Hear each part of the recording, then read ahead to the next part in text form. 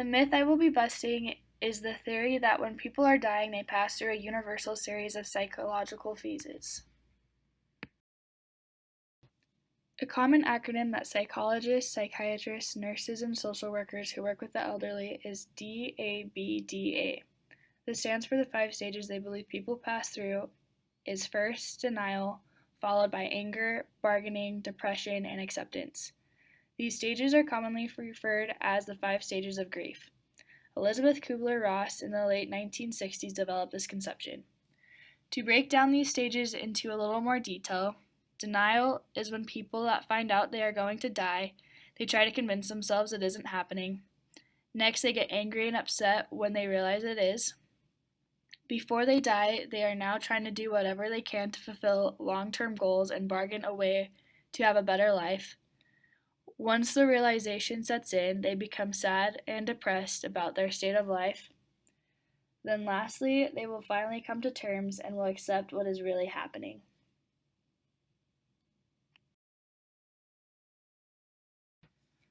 This past year, I have had 2 of the 3 grandparents I had growing up pass away.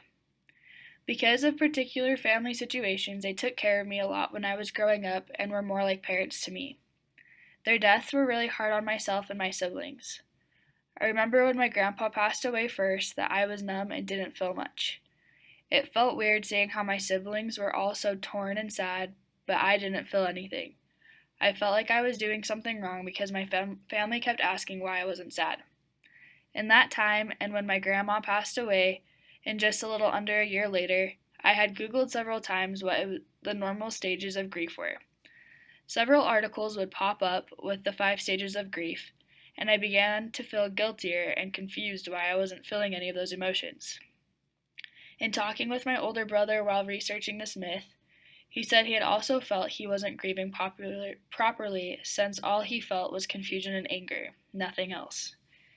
It made both of us feel better about ourselves knowing that the way we felt wasn't wrong or inappropriate. It was just our personal way of grieving and handling the situation at hand.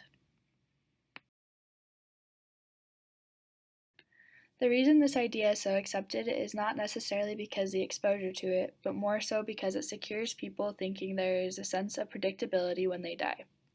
In an article written by in Psychology Today, David Feldman talks about how in his class he will do an exercise with his students. He will offer up some kind of reward for any student who can list off the 5 stages of grieving loss. He goes into detail that without hesitation he always has 3 or so students be able to cite them with no issue, showing how common it is for people to believe this myth, even college students who have never taken a psychology class before.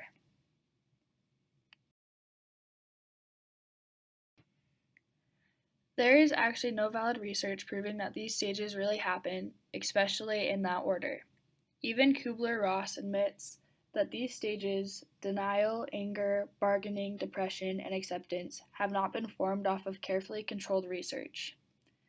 Even as far as stating her research was based off potentially biased samples, subjective observation, and understandardized measurements of people's emotions and behaviors over time.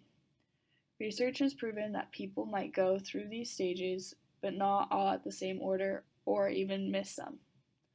There is no uniform way of dying, as the authors of the 50 Great Myths of Popular Psychology, Linfield, Lynn, Rusko, and Beyerstein put it.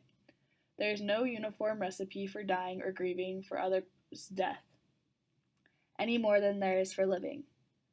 To conclude, there is no sufficient evidence to prove that these 5 stages of grief are applicable to each and every situation when one dies.